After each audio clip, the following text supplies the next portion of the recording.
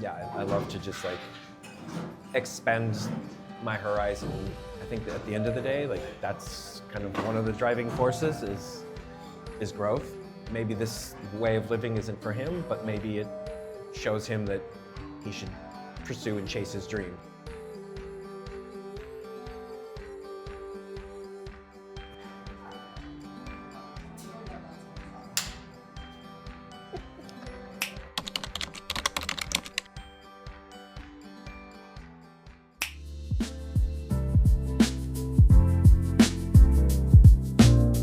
It opens your eyes to different perspectives in the world, like different ways of living, of thinking, of existing. Americans especially, we don't actually travel that much outside of the US, and so we can be trapped in our own bubble of what we think the world is like and what exists in the world. And so, yeah, traveling, getting to come to Korea gets to challenge my preconceived idea of what life in Korea is like, and get to know the food better, know the people, understand, yeah, like what life is like. That's how I love to travel. I love to go slow, come to neighborhoods. Like I skip a lot of the big tourist attractions. I tend to wander around tiny, small streets and find coffee shops, and I love to people watch and just like see again what life is like. And I think this planet is amazing. Like there's so many beautiful places, and I think sometimes it's interesting. We as humans have decided that sitting in an office 8 hours a day like is what we're supposed to be spending our time doing. Like that to me is like such a crazy idea. Like we live in this beautiful place and have all these amazing things that are around us that humans have built that you can go and see. So yeah, I love to just like expand my horizon and learn. I think that at the end of the day, like that's kind of one of the driving forces is growth.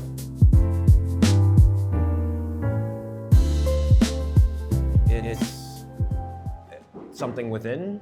Like I felt kind of a calling in is one way to put it, I guess, of just like a feeling inside of just like there was something more that I could or should be doing in my life. And I kind of left it up to the universe in a way. Like, so I kind of was realizing that like my time in Minnesota where I was living felt like that chapter was coming to an end. Like my son was graduating university, becoming an adult, getting ready to go live his own life. And I'm not from Minnesota. I work in a field that I can work from anywhere in the world. Like I felt like everything was pointing to a decision that was like really obvious, and like all the time there hasn't been any moments in 4 years where I'm like, oh, I just want to go home. Yeah, I know it's not sustainable. Like it won't be forever. Like I don't think you can do this forever. And maybe somebody can. So I feel like embrace it now and then enjoy it, because again, I think my driving philosophy behind this is like I said, like I was closing that chapter, and for me this adventure is about finding what's next.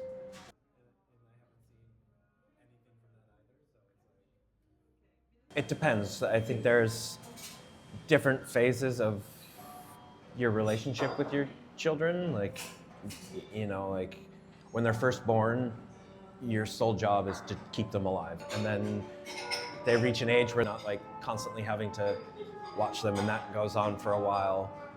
And then what I think is the challenging part is when they start to get 12, 13, 14, and then you're teaching them how to be a good human, like how to be a responsible adult and like be a good person in life. His mother and I very much parent by example. Like do what I do, not what I say sort of thing. Like we were never like, don't do this, don't do that. We used to always say whenever he would leave the house, like, make good choices.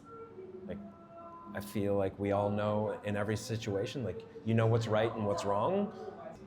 Yeah, just it sets you up to be a better person. And I think in regards to him and I now, like, we have a close relationship. Like, we talk quite often, like we text all the time. It's a very like deep friendship, like the concept of soulmates. I feel like we all know each other like on a very deep soul level. Also, like, he's 22. He doesn't want to hang out with his dad every day, you know what I mean? He's always been a very independent person in that same way. And when he was graduating high school before he went to university, he was totally ready. And then his mother moved to Puerto Rico, and then I eventually decided to do this. And I think there's not only is there like no sadness or friction there, but it's like a very positive, healthy place where I hope that he sees me being happy and living my life and doing exactly what I want in life to grow. And maybe this way of living isn't for him, but maybe it shows him that he should pursue and chase his dreams. Like, that's what I really want, is like, I'm chasing my dream, and I hope that he can like do what I do, not what I say. Like, just see what I'm doing and find your way to whatever your happiness is. Like, you don't have to fall into the American rat race, like I said. Like, you don't have to work the 9 to 5, you don't have to have the house, you don't have to get married, like find your way. And, you know, for him, it will be different than my way, and his way is, you know, different than his mother's way. But as long as he's pursuing happiness in like a healthy way, then I hope that I'm helping to show him that, if that makes sense.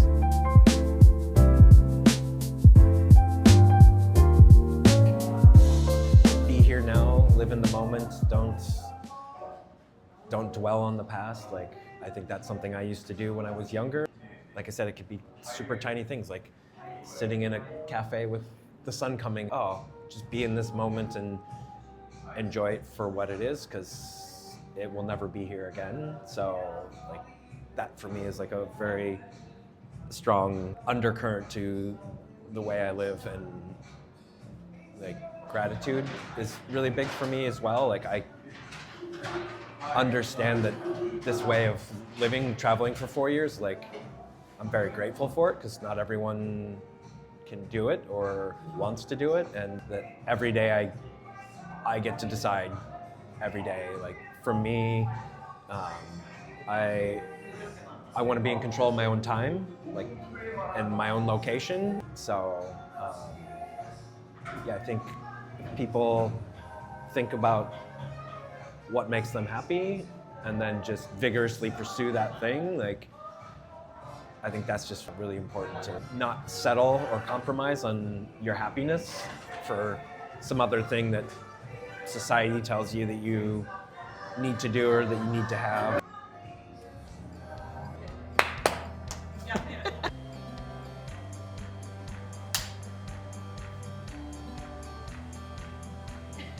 Bye to the camera.